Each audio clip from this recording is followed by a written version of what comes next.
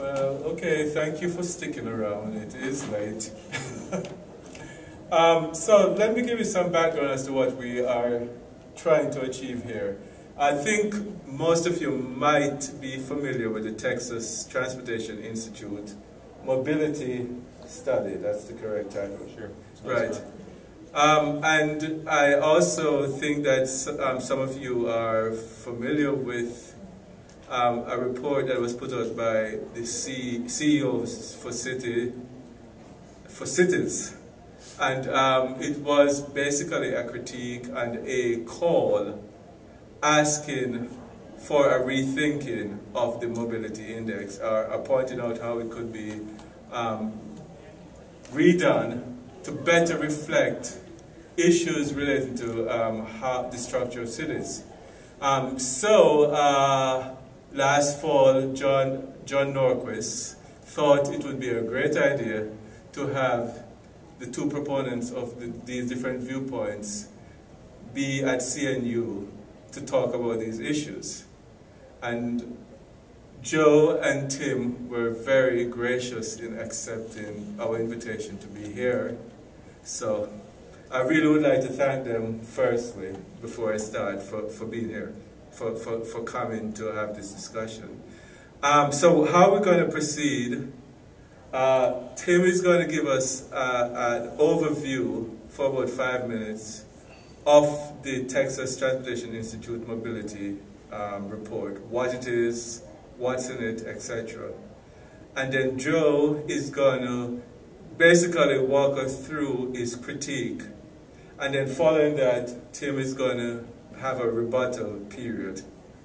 And then we're going to open it up for questions from the floor. So first, thank you again for coming. I'll turn it over to Tim. Sure. Tim Lomax with the Texas Transportation Institute.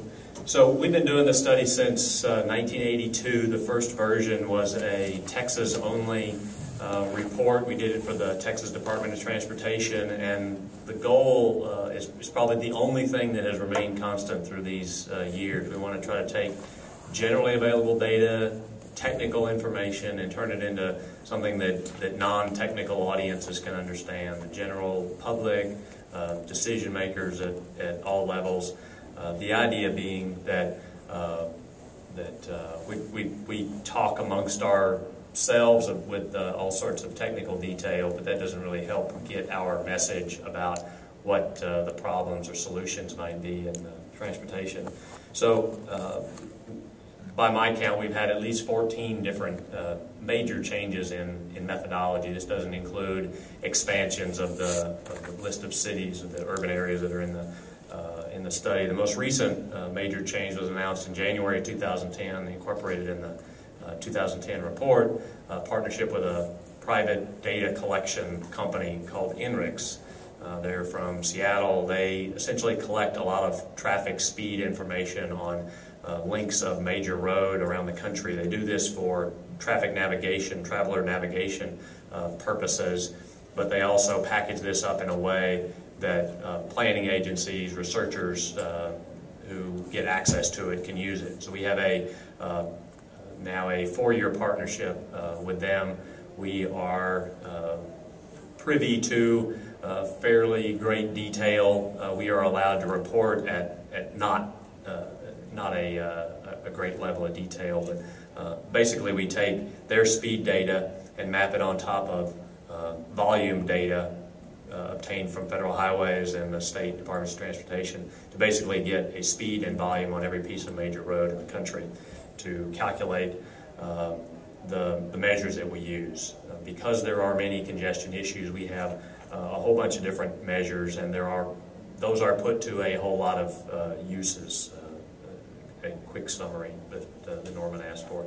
The national report does use common baselines, free flow speed, same value of time. We vary the value of fuel by the state averages, but basically because it's a national report and you have to make some simplifying assumptions if you're doing a report like that, there are some common baselines that in our suggestion to planning agencies, if you're doing your own study, you're looking at your own region, you can substitute in your own values.